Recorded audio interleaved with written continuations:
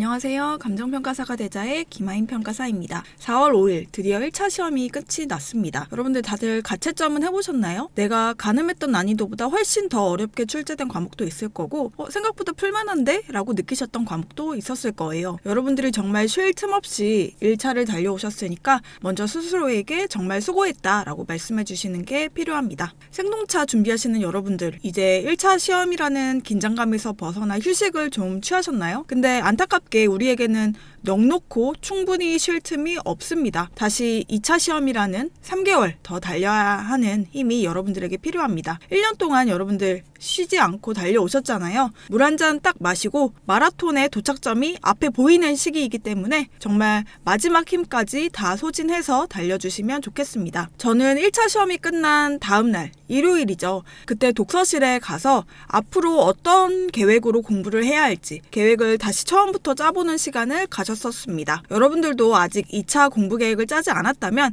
하루빨리 큰 틀에서 내가 2차 시험 전날까지 더 공부해야 하는 과목은 무엇인지 계획을 짜는 시간을 가지셔야 됩니다. 물론 1차를 하느라 2차 공부 내용은 거의 다 여러분들 머릿속에 백지가 되어 있었을 거예요. 괜찮습니다. 다들 그래요. 그래서 지금 이제 이번 2차 시험에서 조금 더 유의미한 결과를 내려면 어떤 것에 조금 더 집중해야 하는지 스스로 생각해 보셔야 합니다. 이번 영상이 여러분들의 계획을 짜는 데 도움이 되면 좋겠는데요. 그럼 각 과목별로 4월 바로 지금 이 시점에 어느 정도 수준까지 2차 공부가 되어 있어야 하는지를 말씀드리도록 하겠습니다.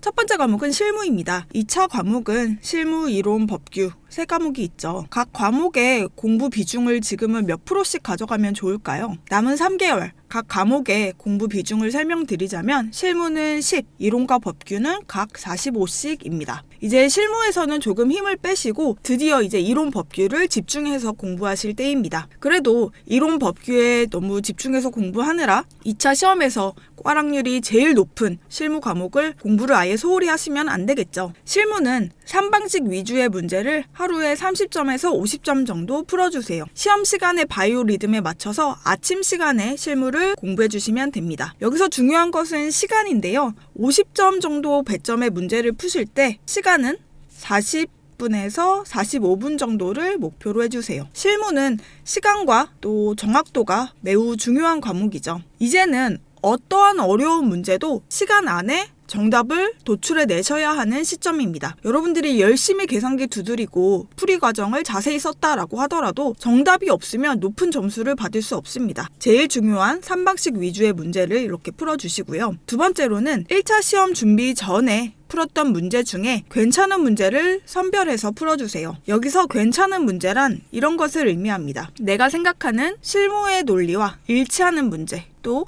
너무 지엽적인 것은 건드리지 않는 문제, 마지막으로 실무의 기본 이론을 생각할 수 있게 하는 문제입니다. 내가 생각하는 실무의 논리와 일치하는 문제란 내가 이 방향으로 생각을 했는데 내 논리가 맞는 이상 그 답안지의 실무 논리도 내 논리와 일치하는 문제를 의미합니다. 나는 이런 이유 때문에 용도 지역이 똑같은 이 토지를 표준지로 선정을 했는데 답안에서는 내가 생각하는 논리가 아니라 다른 논리로 표준지를 선정했다. 이런 경우가 꽤 있거든요. 그래서 내가 공부했던 그 실무의 논리와 일치하는 문제를 지금 풀어주시는 게 필요합니다. 오히려 남들이 좋다고 하는 문제라던가 아니면은 좀 지엽적인 걸 다루는 문제를 풀어버리시면은 여러분들이 내가 생각하는 실무가 이게 아니었는데 내가 뭘 잘못 공부하고 있나? 이런 혼돈감이 올 수 있으니까 주의해서 문제를 선별해서 풀어주셔야 됩니다. 마찬가지로 이런 유형의 문제를 푸실 때에는 시간을 꼭 체크를 하셔야 되는데요. 아까 3방식 문제는 조금 더 우리가 적게 시간을 가져갔죠. 이 유형의 문제는 100점에 맞는 시간을 배분하셔가지고 시간 안에 문제를 풀어내는 것을 목표로 하시면 되겠습니다. 다음은 이론 과목입니다. 이론의 기본서 회독은 2차 시험 전날까지 해주셔야 되는데요. 1차 시험 전과 마찬가지로 기본서 1회독을 15일 안에 해주기 위해서 분량을 배분해주세요. 예를 들어서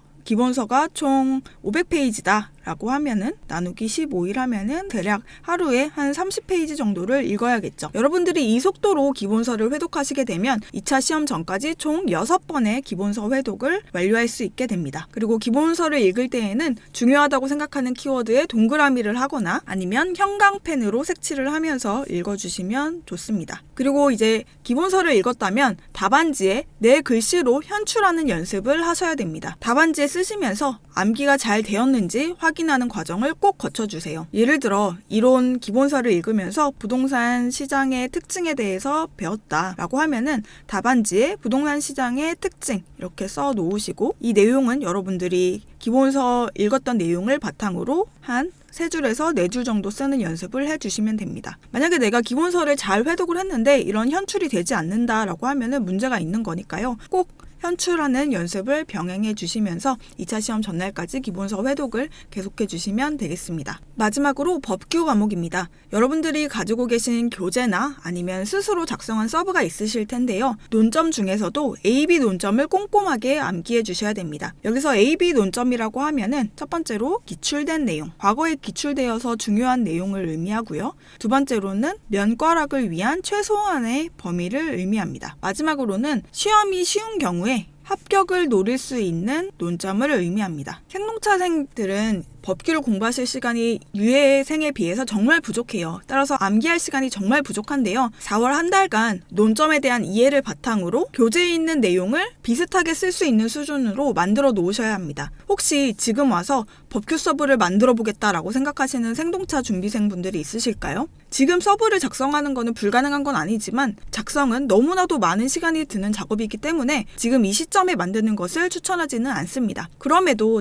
나는 꼭 내 손으로 서브를 작성해야 암기를 할 수 있는 사람이다 라고 한다면 정말 최대한 한 1개월 반에는 서브 작성을 완료하셔야 한다는 점을 꼭 기억을 해주세요. 지금은 A-B 논점을 꼼꼼히 암기해 주심으로써 정말 시험이 쉬운 경우에 이것만 외워도 합격을 노릴 수 있는 그런 수준으로 만들어 놓으셔야 합니다. 마무리입니다. 여러분들이 1차를 공부하시느라 2차를 까먹는 거는 당연한 것입니다. 하지만 시험 공부라고 하면은 시험 당일까지 누가 합격할지 아무도 모릅니다. 아직 결과는 정해지지 않았어요. 그저 여러분들이 할 수 있는 것은 오늘 여러분들에게 주어진 공부 시간에 정말 한 개라도 더 내 것으로 만들고 시험 전까지 간직하는 것입니다. 하지만 잊어버리면 다음날 또 암기하면 되는 거죠. 무조건 올해 합격할 마인드로 공부를 하셔야 합니다. 여러분들이 유예생들이 2년 이상에 걸쳐 하는 공부를 정말 단 1년 혹은 1년 반 만에 하려고 하는 것이니까 힘들고 벅찬 것이 당연합니다. 지금까지 달려온 만큼 조금만 더 힘내서 2차 시험까지 공부를 해주세요. 고지가 얼마 남지 않았습니다. 그러면